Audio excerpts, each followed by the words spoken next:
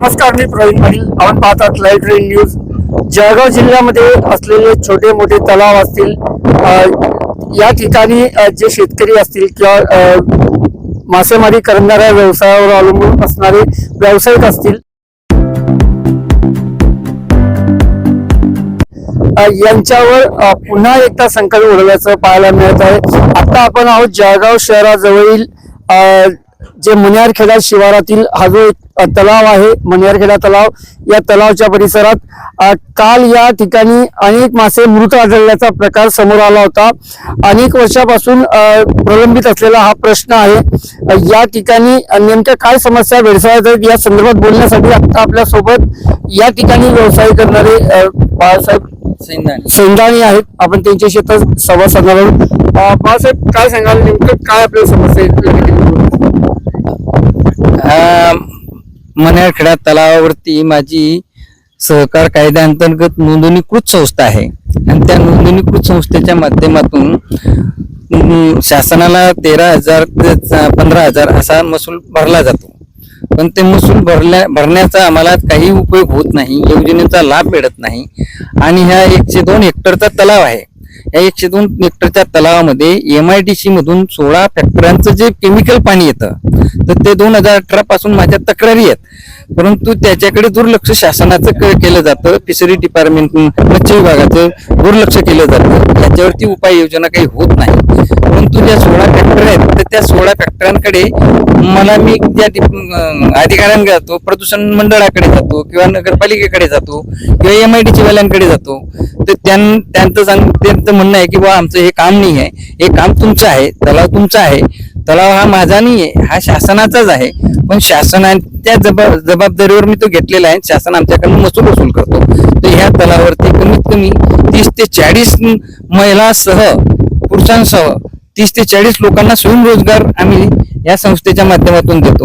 आज त्यांच्यावरती जी उपासमारीची वेळ आलेली आहे, उपासमारीची वेळ आलेली म्हणजे का, कारण की या तलावामध्ये मासे उत्पन्नाचं साधन आहे, परंतु ते उत्पन्न होत नाही. ते कशामुळे होत नाही? केमिकलच्या पाण्यामुळे विषारी पाणी होतं आणि ते विषारी पाण्यामुळे आम्ही जे लाखो रुपयाचं बियाणं आणतो, ते बियाणं विषारी पाण्यामुळे मरत असतं. पण त्याची नुकसान भरपाई मागायला गेले तर शासन उच्च हात करून देतं आणि याच्याकडे जावं लागेल, त्याच्याकडे जावं लागेल, असे उडवडीची उत्तरे शासन दरबारी प्रशासकीय अधिकाऱ्यांकडून मिळतात. म्हणून आम्ही कंटाळलेल्या वाणी झालेलो आहे. तर आत्महत्या करण्याची वेळ आमच्यावर येऊ नये एवढंच मात्र शासनाने ते जबाबदारी घेतली. पण तुम्ही जर सांगितलं की केमिकलचं पाणी असेल किंवा अजून कुठले कारण आहेत की ज्यामुळे मासे वारंवार मृत होत आहेत?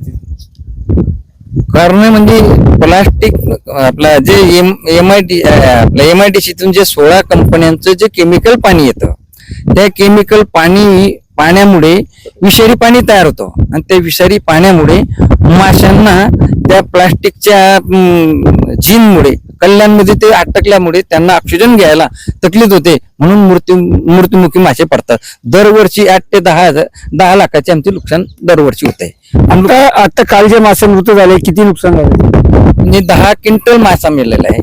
तर तो 7 ते 8 लाखाचा तो आमचा नुकसान झालेली आहे.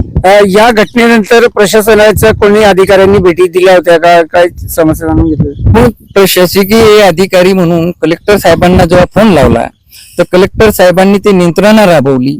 प्रदूषण मंडळ काही आलेलं नाही, माती परीक्षणवाले काही आले नाही, आपला या नमुना वगैरे काही घेतलेला नाही.